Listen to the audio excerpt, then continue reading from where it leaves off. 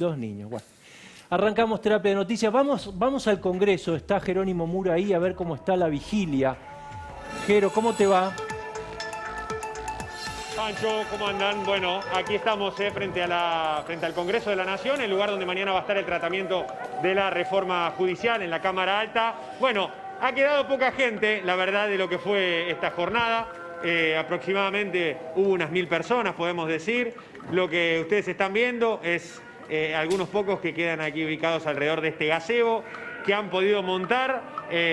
Tenían pensado incluso hacer un acampe con una carpa mucho más grande, pero las autoridades del gobierno de la ciudad lo impidieron. Al parecer no presentaban los permisos correspondientes.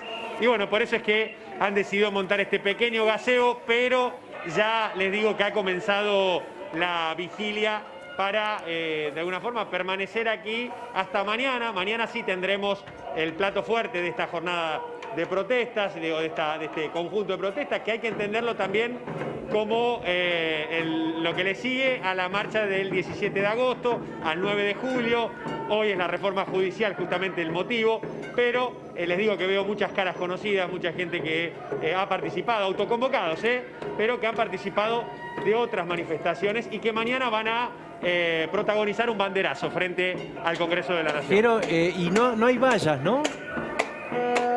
No, miren, estas son las vallas que estaban dispuestas sobre la avenida Entre Ríos, iban desde Alsina hasta Mitre y, bueno, por lo que tenemos entendido, por un pedido de la vicepresidenta Cristina Fernández de Kirchner, a un pedido a Santilli, justamente dispusieron quitarlo. Entonces, también lo que van a ver es que la gente, está bien, ahora hay poca, pero mañana muchos de los que estén aquí van a estar muy próximos a la puerta de donde van a ingresar los legisladores.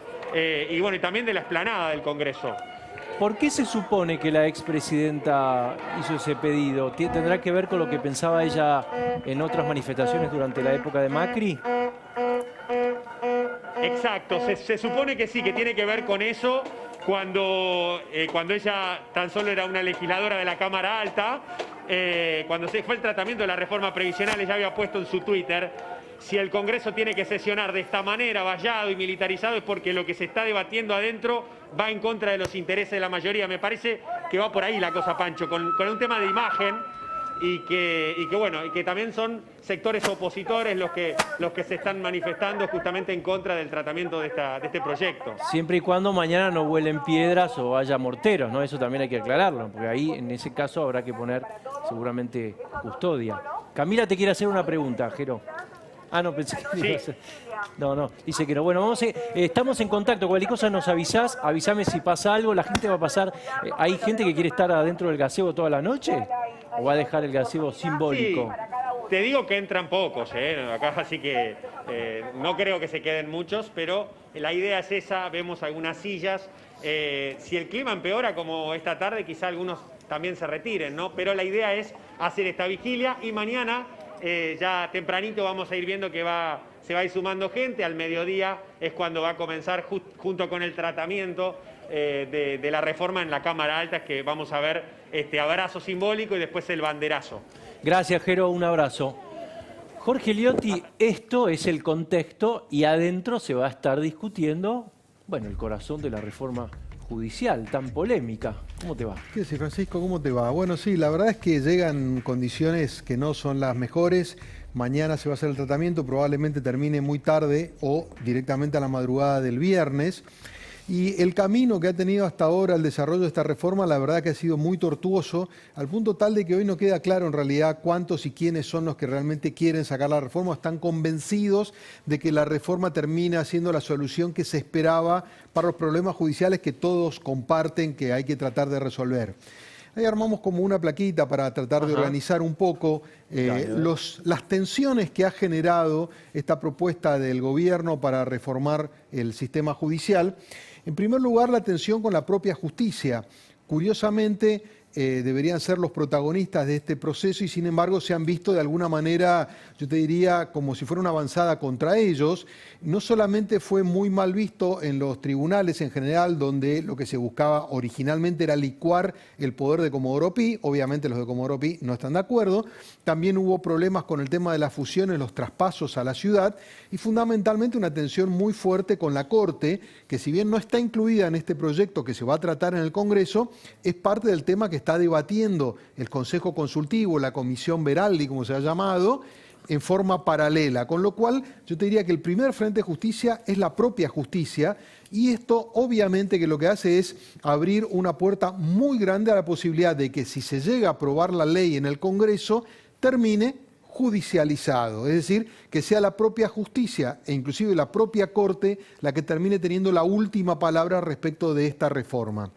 El segundo foco de tensión lo ha tenido con la oposición.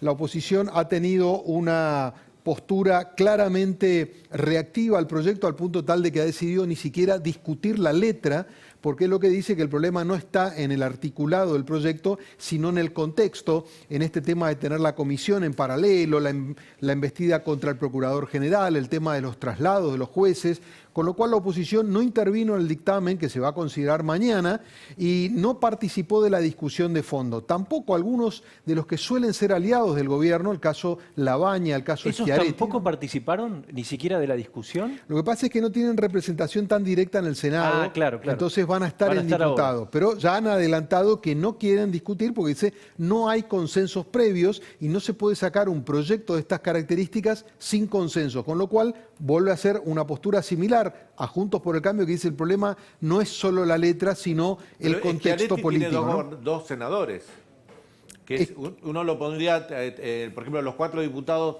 de Schiaretti dijeron que no darían quórum en la Cámara Baja, pero no sé los senadores. Pero eso se supone que pasa, ¿no? Lo que pasa es que no solo pasa, sino que, por ejemplo, uno de los senadores es Caserio, que está enfrentado con Schiaretti, que va a apoyar, pero porque están, yo te diría, jugando más directamente con el oficialismo que el propio Schiaretti. De hecho, lo corre por izquierda Schiaretti diciendo que lo tienen que apoyar más, ¿no? Con lo cual, en el Senado no van a tener esa dificultad. Pero ha logrado un nivel de tensión que fíjate que si nosotros miramos cuánto se ha complicado, agrietado el vínculo entre la oposición y el oficialismo, en gran medida responde a lo que generó la reforma judicial. El tercer foco tiene que ver con lo que veíamos recién y nos contaba Jero, que es el enfrentamiento, la tensión con un sector de la opinión pública, en donde no solamente se ha manifestado el 17 de agosto una muestra bastante grande, la de hoy fue más acotada y pequeña, hay que ver si mañana hay una manifestación más importante, pero independientemente de eso, está claro que hay un amplio sector de la opinión pública, y esto es un dato que se va a conocer en los próximos días. Hay una mayoría de la sociedad que apoya la necesidad de una reforma judicial, pero también es cierto que hay una mayoría mayor aún que entiende que no es el momento, no es oportuno hacerlo en estas circunstancias, en el medio de una pandemia, en el medio de una crisis socioeconómica. Con lo cual, en otras circunstancias probablemente hubiese tenido un mayor acompañamiento, hoy no está generando eso y yo te diría que el gobierno, la primera batalla que perdió es la de la calle. En la opinión pública se instaló mal este tema. Que lo deben estar midiendo ellos mismos también adentro, puertas adentro del gobierno, ¿no? Sin duda, lo que pasa es que ahora ya es muy difícil dar marcha atrás cuando el presidente lo presentó, cuando se va a discutir en el Senado, pero claramente se planteó en un lugar equivocado, incluso en el propio gobierno, en algunos actores un poco más, yo te diría, reflexivos, reconocen que el tema de poner en paralelo la reforma con el Consejo Consultivo y que en el Consejo Consultivo esté Veraldi fue un error en la estrategia si se quería presentar ante la sociedad como una purificación de los tribunales. Con lo cual, perdieron la batalla pública y hoy lo que enfrentan es una resistencia por lo menos de un sector relevante de la sociedad. Y el cuarto punto, y quizás el más curioso, es que también ha generado tensiones adentro del propio oficialismo, ¿no?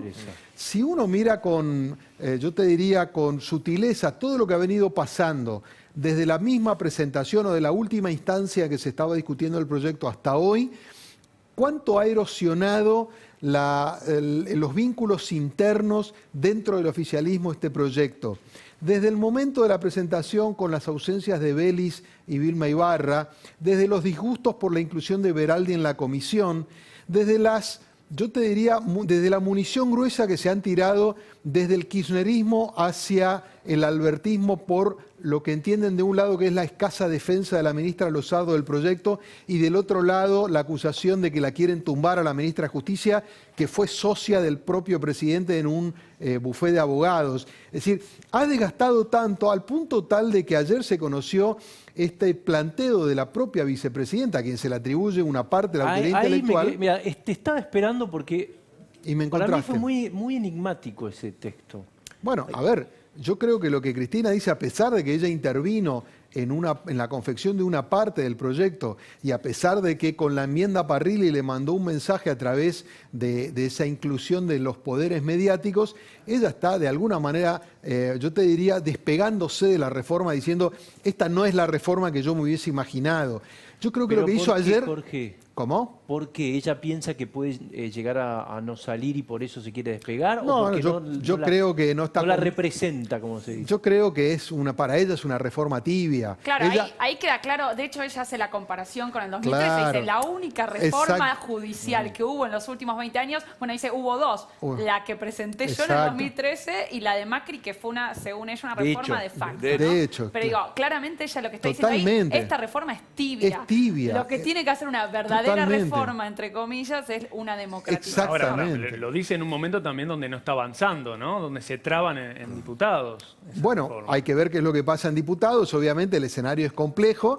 Entonces, viste que las victorias tienen muchos padres, pero las derrotas son huérfanas. Claro. En eso también pesa, en eso también juega algunas actitudes reticentes que yo creo que vamos a ver en diputados. Hay que ver cómo se mueve Massa. O sea, no viene bien perfilado el tema y en consecuencia Cristina sale a instalar que de alguna manera esta no es mi reforma. Claro, porque capaz que si no termina sin salir la reforma, eso podría fortalecer a estos sectores no kirchneristas dentro de la coalición que se estuvieron despegando, ¿no? Uno No- podría preguntarse si puede ser ese el caso. Y no quiere ser la mariscal de la derrota también. Pero digo. sin duda, En todo obviamente, caso, todo si eso esto no está en la avanza, el voluntad. problema es de Alberto, ¿no? Sí, de y él. es duda. probable, Sin hay un duda. dato, vos recién decías, Jorge, que uno de los frentes es con la Corte Suprema de Justicia, uno de los frentes que tiene abierto el gobierno. Atención que con el per saltum que pidieron los camaristas Bruglia y Bertuzzi ayer a la Corte Suprema para que revise la posibilidad de su traslado que quiera hacer el Senado, si la Corte Suprema les da la razón,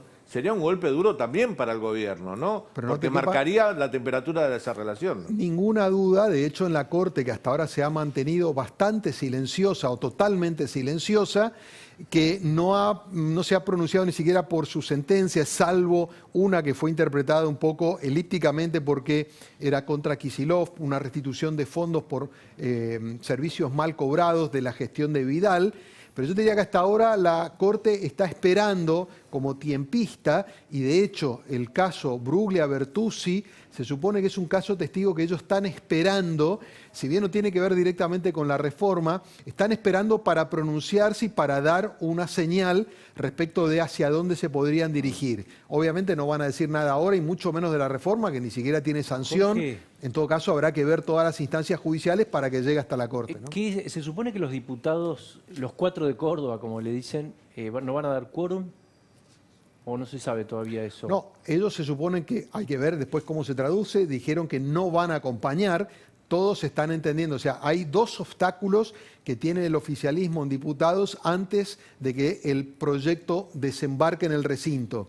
El primero es resolver el tema metodológico, recordemos que había Claro, un acuerdo por el cual se podía sesionar en forma remota, ese acuerdo ya venció, la oposición está diciendo no queremos que un tema tan sensible se trate de esta manera con la cual están sesionando. El segundo problema es el quórum.